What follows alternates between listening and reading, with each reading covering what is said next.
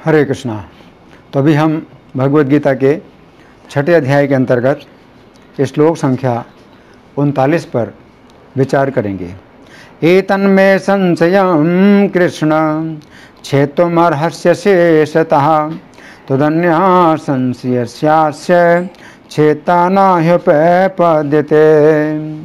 तो यहाँ पर अर्जुन कह रहे हैं एतन्मे संशयं कृष्ण, कि हे श्री कृष्ण, ये जो मेरा संशय है छेत्तुम अर्हसि अशेषतः, आप संपूर्णता से इसको छेदन कर सकते हैं।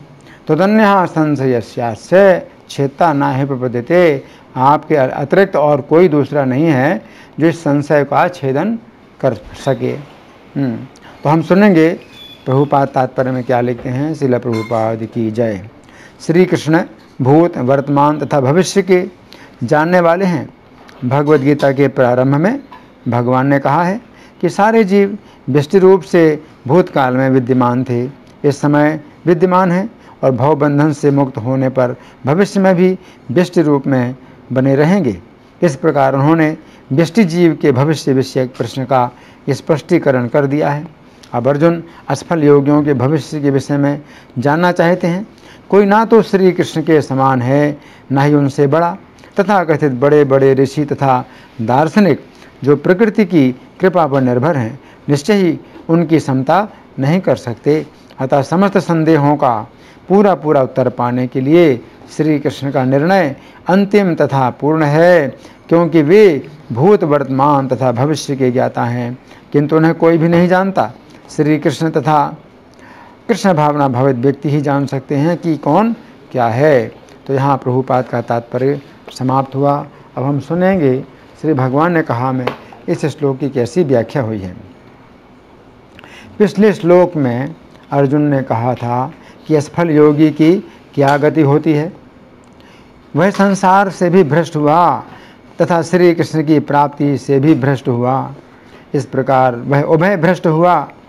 अब उसकी गति क्या होगी, ये आपके सिवा कौन जान सकता है। अन्य लोग तो केवल अपने अंदाज से ही कुछ उत्तर देंगे, परंतु वास्तविकता को तो केवल आप ही जानते हैं। इस श्लोक में अर्जुन की इस बात के दो बिंदुओं पर हम क्रम पूर्वक चर्चा करेंगे। तो पहला बिंदु क्या है।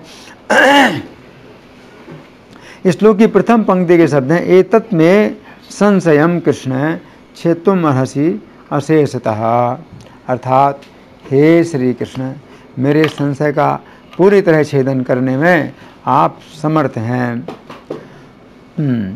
यहाँ पर अर्जुन कह रहे हैं कि हे श्री कृष्ण, आप मेरे संशय को पूरी तरह से दूर कर सकते हैं। इसका अर्थ है कि अर्जुन अपने प्रयासों से इस विषय में कुछ भी नहीं जान सकते हैं, परंतु यदि श्री कृष्ण अपनी कृपा से अर्जुन को ज्ञान दें तो अर्जुन का संशय पूर्णतः दूर हो जाएगा। अर्जुन ने ऐसा नहीं सोचा कि श्री कृष्ण उन्हें जो भी बताएंगे उसमें कुछ कमी हो सकती है तथा इस कमी को दूर करने के लिए उन्हें अन्यत्र जाना पड़ेगा। गीता 10, 12 और 13 में अर्जुन ने कहा कि देवर्षि नारद, असित, देवल तथा व्यासदेव सभी श्री कृष्ण को परम ब्रह्म, परम धाम तथा परम पवित्र कहते हैं। अर्जुन की इस बात से पता चलता है कि श्री कृष्ण एक ऐसे व्यक्ति हैं जो नारद जी तथा व्यासदेव को भी ज्ञान दे सकते हैं। इन दो श्लोकों के तात्पर्य में श्रील प्रभुपाद लिखते हैं, ऐसा नहीं है कि परम सखा होने के कारण अर्जुन श्री कृष्ण की चाटुकारी करते हुए उन्हें परम सत्य भगवान कह रहे हैं। इन दो श्लोकों में अर्जुन जो कुछ भी कहते हैं उसकी पुष्टि वैदिक सत्य द्वारा होती है। वैदिक आदेश इसकी पुष्टि करते हैं कि जो कोई परमेश्वर की भक्ति करता है वही उन्हें समझ सकता है, अन्य कोई नहीं। इन श्लोकों में अर्जुन द्वारा कहे गए शब्द वैदिक आदेशों के द्वारा पुष्ट होते हैं इति।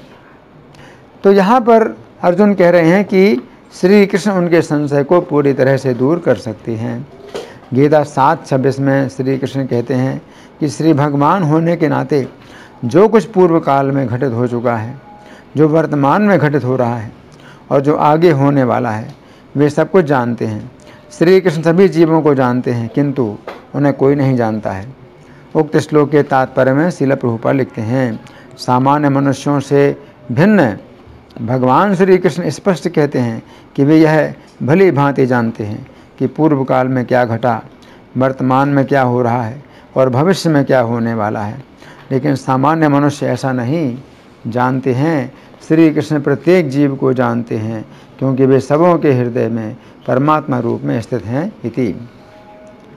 तो यहाँ पर अर्जुन कह रहे हैं कि श्री कृष्ण उनके संशय को पूरी तरह से दूर कर सकते हैं। गीता 11:7 में श्री कृष्ण ने अर्जुन से कहा कि हे अर्जुन, तुम जो कुछ भी देखना चाहो उसे तत्क्षण मेरे इस शरीर में देखो। तुम्हें समय की अथवा भविष्य की जो भी घटना देखना चाहते हो उसे मेरे शरीर में देखो। मेरे शरीर में संपूर्ण जगत को देखो। श्री कृष्ण की इस बात से पता चलता है कि अर्जुन को कुछ पूछने की या बताने की भी आवश्यकता नहीं है कि वे क्या देखना चाहते हैं। यदि वे किसी स्थान की हजारों वर्षों पूर्व या लाखों वर्षों पूर्व या करोड़ों वर्षों पूर्व की कोई घटना देखना चाहते हैं तो वे श्री कृष्ण के शरीर में तुरंत बिना किसी विलंब के देख सकते हैं। यदि वे अपने अथवा किसी अन्य के 10,000 जन्मों से भी पूर्व का जीवन देखना चाहते हैं तो वे तुरंत श्री कृष्ण के शरीर में देख सकते हैं। अर्जुन को श्री कृष्ण से कुछ पूछने की भी आवश्यकता नहीं है तथा श्री कृष्ण को कुछ बताने की भी आवश्यकता नहीं है। अर्जुन जो कुछ भी पूर्व काल की, वर्तमान काल की अथवा भविष्य काल की तथा जिस किसी भी स्थान की घटना देखना चाहते हैं उसे अपनी आँखों से प्रत्यक्ष देख सकते हैं। गीता 18:61 में श्री कृष्ण कहते हैं कि वे परमात्मा के रूप में सभी जीवों के हृदयों में स्थित हैं तथा उक्त श्लोक के तात्पर्य में श्रील प्रभुपाद लिखते हैं कि भगवान या स्वयं श्री कृष्ण अंतर्यामी परमात्मा के रूप में हृदय में स्थित होकर प्रत्येक जीव को निर्देश देते हैं। शरीर परिवर्तन होते ही जीव अपने विगत कर्मों को भूल जाता है, लेकिन श्री कृष्ण जो भूत, वर्तमान तथा भविष्य के ज्ञाता हैं, जीवों के समस्त कार्यों के साक्षी रहते हैं। वे श्री कृष्ण ही हृदय के अंदर से जीव को स्मृति प्रदान करते हैं ताकि वह अपनी पूर्व इच्छाओं के अनुसार कर्म कर सके। ये समझने की बात है कि यदि श्री कृष्ण सभी जीवों के हृदयों में निवास करते हैं तो उनके जैसा अन्य कौन हो सकता है जो सभी संशयों को दूर कर सके। श्री कृष्ण प्रत्येक जीव की गति को जानते हैं, क्योंकि वे प्रत्येक जीव के साथ रहते हैं, चाहे जीव की जैसी भी गति हो। इस श्लोक के तात्पर्य में श्रील प्रभुपाद लिखते हैं, श्री कृष्ण भूत, वर्तमान तथा भविष्य के ज्ञाता हैं। भगवद गीता के प्रारंभ में भगवान ने कहा है कि सारे जीव व्यष्टि रूप से पूर्व काल में विद्यमान थे, इस समय विद्यमान हैं और भव बंधन से मुक्त होने पर भविष्य में भी व्यष्टि रूप से बने रहेंगे। अब प्रश्न का जो दूसरा बिंदु है वो है, श्लोक की दूसरी पंक्ति के शब्द हैं, तो अन्य संशयस्य अस्य चेतना ही उपपद्यते, अर्थात आपके अतिरिक्त अन्य कोई ऐसा नहीं है जो इस संदेह को दूर कर सके। यहाँ पर अर्जुन कह रहे हैं कि श्री कृष्ण के अतिरिक्त ऐसा कोई नहीं है जो उनके संशय को पूरी तरह मिटा सके। ये बात समझने की है, यदि कोई तपस्वी किसी व्यक्ति के पिछले जीवन को जानना चाहता है तो उसे कम से कम एक क्षण तक विचार करना पड़ता है। एक क्षण का अर्थ है 4 मिनट। इस प्रकार किसी महातपस्वी को कम से कम 4 मिनट लगते हैं कि वह किसी के पिछले जीवन को जाने। परंतु यदि पिछले से पिछले जीवन को या 10-20 जन्म से पहले के जीवन को जानना है तो उस तपस्वी को कितना समय लगेगा। ये बहुत परिश्रम की बात है कि कोई तपस्वी किसी के कई जन्मों के पहले जीवन को जान सके, परंतु श्री कृष्ण के लिए यह कोई परिश्रम की बात नहीं है, क्योंकि वे सब कुछ पहले से ही जानते हैं।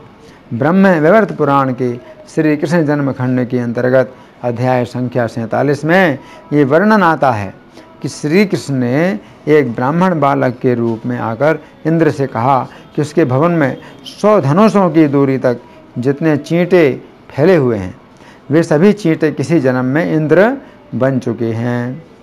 श्री कृष्ण जानते थे कि चींटों की इतनी बड़ी संख्या में से किस चींटे ने अपने किस जन्म में इंद्र का पद पाया था। इंद्र का पद 1 मनवंतर की अवधि तक रहता है।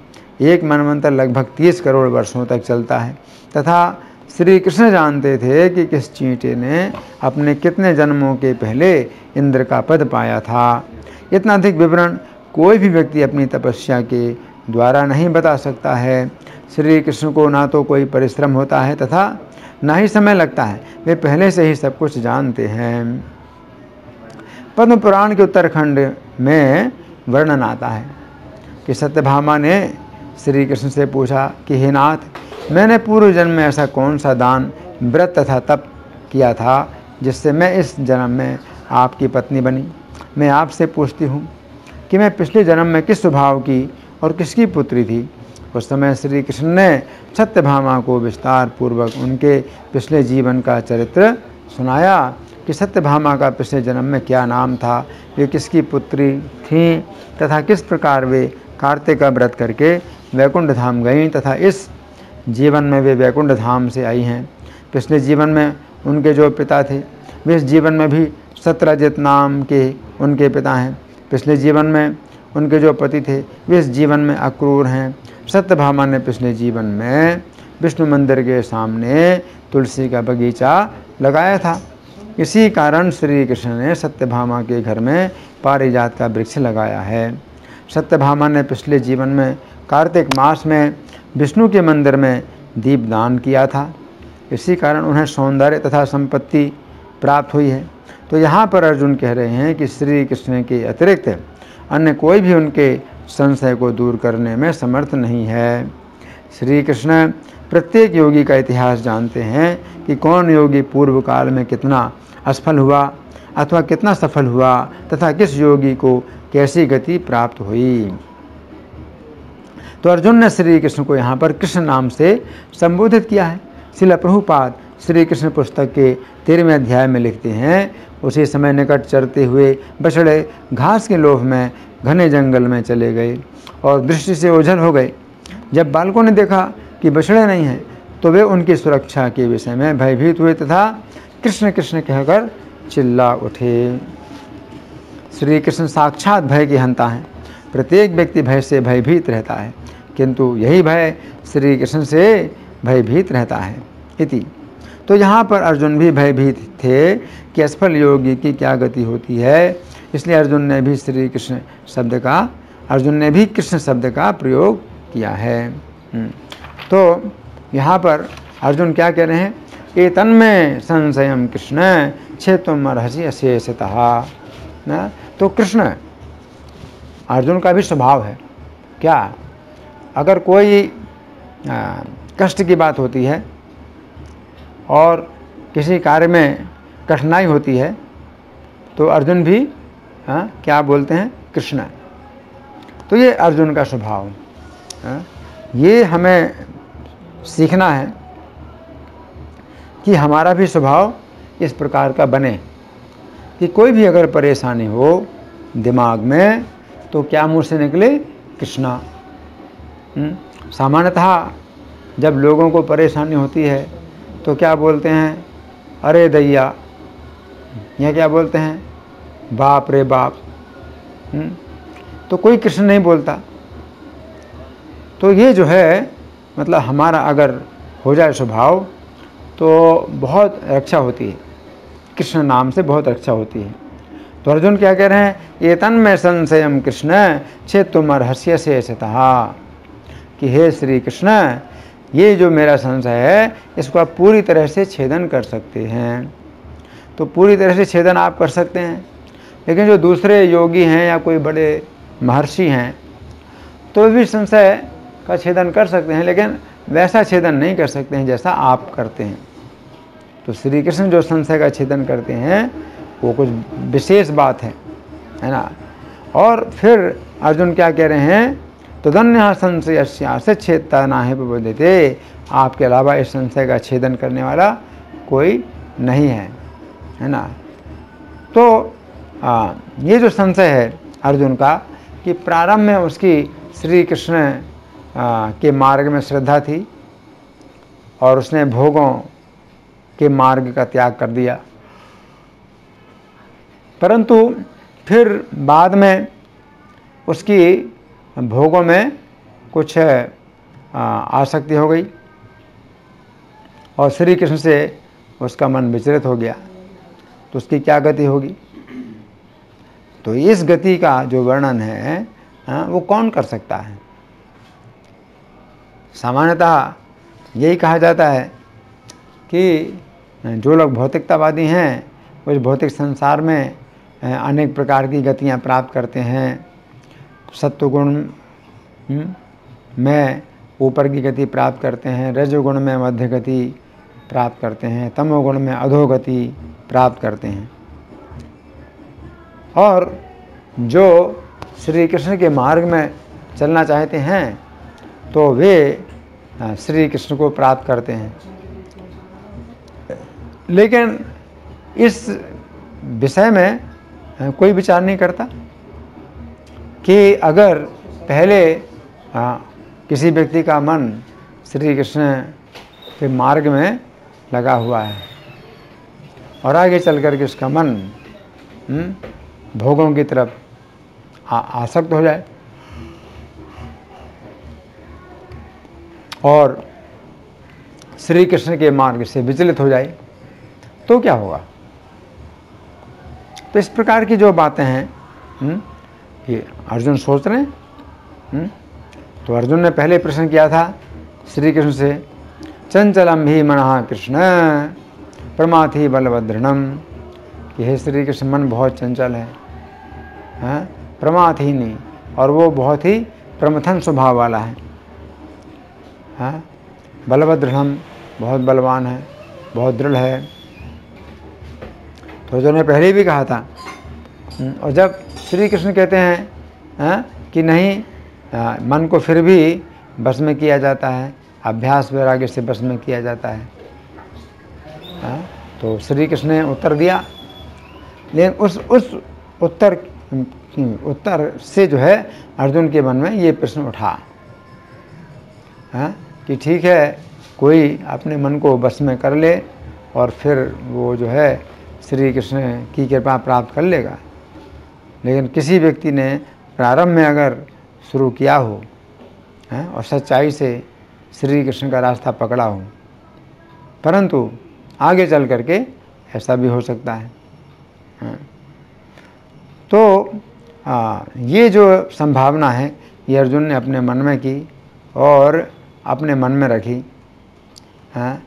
और जिस समय उन्हें अवसर मिला तो उन्होंने तुरंत अपनी मन का जो संशय है वो प्रकट किया, श्री कृष्ण से अपने मन का संशय प्रकट किया। और संशय प्रकट किया तो इस प्रकार से प्रकट किया कि श्री कृष्ण जो कुछ बताएं तो फिर अर्जुन को कुछ और किसी से जानने की ज़रूरत नहीं है, क्योंकि श्री कृष्ण से बढ़कर कोई नहीं है।